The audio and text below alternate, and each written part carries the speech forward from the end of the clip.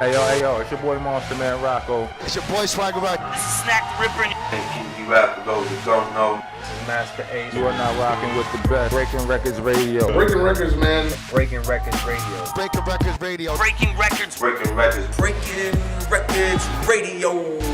Let's go. Breaking Records Radio. Press 5-9. Breaking Records Radio. Breaking Records, man. Radio is like the place to be. I don't fuck strange music, dude. Yeah, man. And another thing too, like you mentioned, it's a hard thing to bring up, but you mentioned losing your mentor, who was Littles, who that was a big hit to all Canadian hip hop. Rest in peace to Littles. I was just kind of curious, like, how your guys' relationship was to, like, how you guys kind of linked up, and maybe some of the most important lessons that you learned from him in your time working together. Yeah, I think that, man, I'm trying to, like, bro, it's crazy. Like, I'm trying to think, that must have been after, I believe that was after the Facts 4. Yeah? It might have been,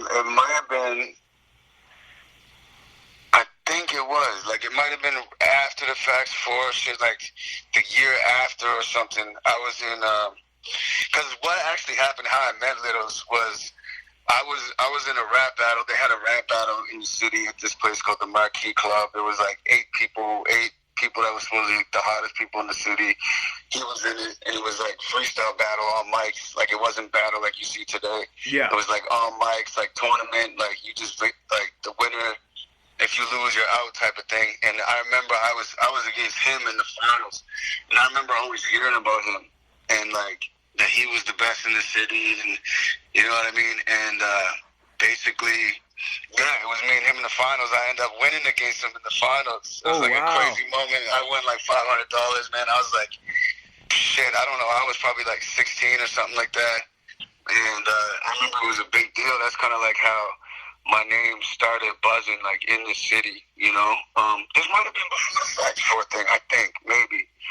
Fuck, the timeline's all messed up, but yeah. So I ended up doing that, and then basically he had this crew that he was starting. It was called The Offense, and he saw, how vicious I was, and then he kind of scooped me up, and he's like, man, come start hanging around with me. And that's when